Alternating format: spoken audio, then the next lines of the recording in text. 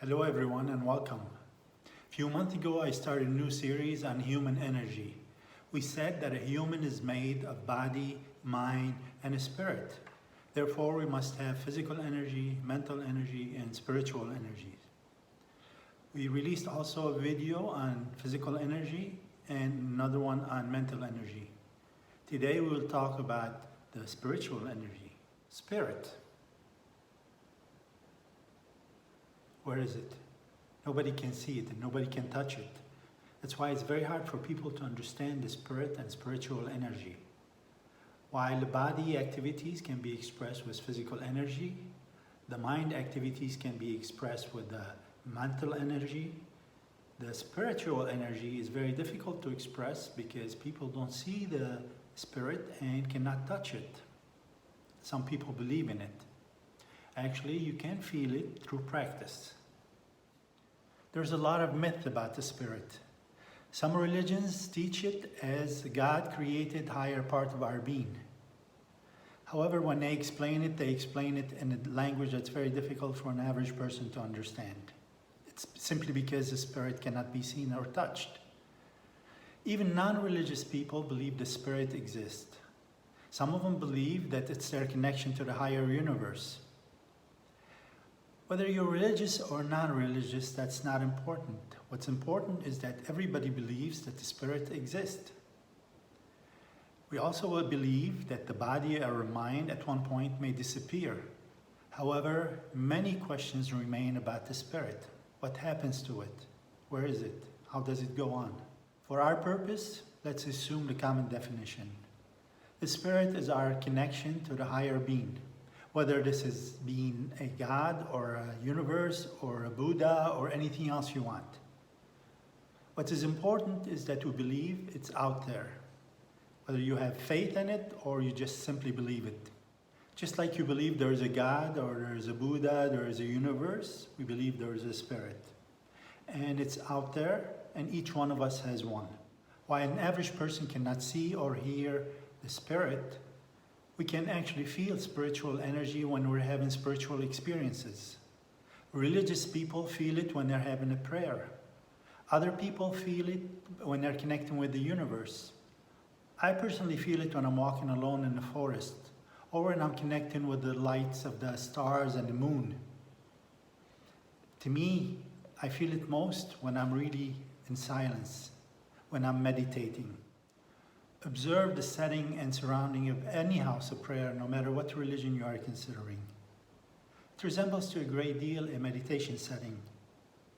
The silence, the music, the chanting, it resembles to a great deal a meditation setting. Many religions consider meditation as a competition to its rituals and concepts. Many religions don't want to accept that the prayer is a state of meditation. I believe that God or universe or Buddha or whatever has intended for us to connect with the higher being. That's why it created this superior house of prayer. Have you been out at night, looked at the stars and moon lighting up this vast space? It's incredible. It's miracles. It cannot be matched with gold trimming and man-made creations. What is important is that when you are out there, you are not labeled. You're not labeled by a specific religion. You are connecting directly with the higher being, whether you're religious or not. Spiritual energy is an important part of our connection to the higher being. The only way to experience spiritual energy is by surrendering to this higher energy. You could call it God, you could call it the universe, you could call it Buddha, or anything you want. It is our connection to the source. Once we are connected with our spiritual energy, we are uplifted into another dimension, a dimension that's beyond what our mind can understand and explain.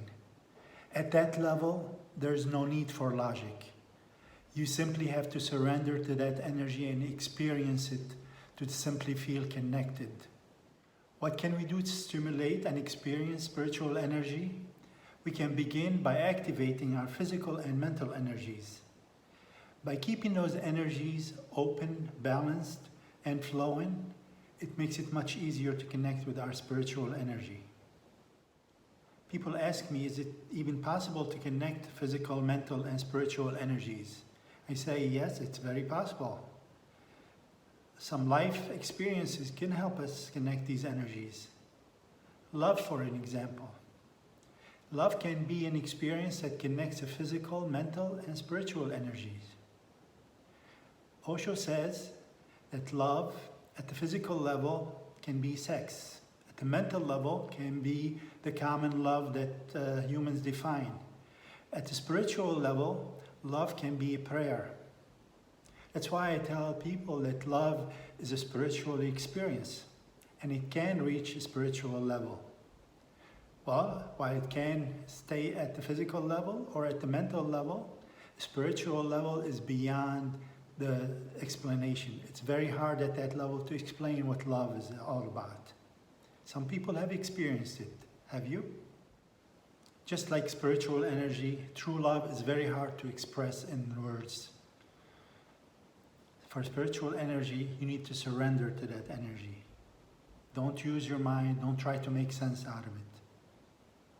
I personally find it easy to get into spiritual energy when I'm in silence. I meditate. Don't forget to push the subscribe button so you're notified when the next video is posted.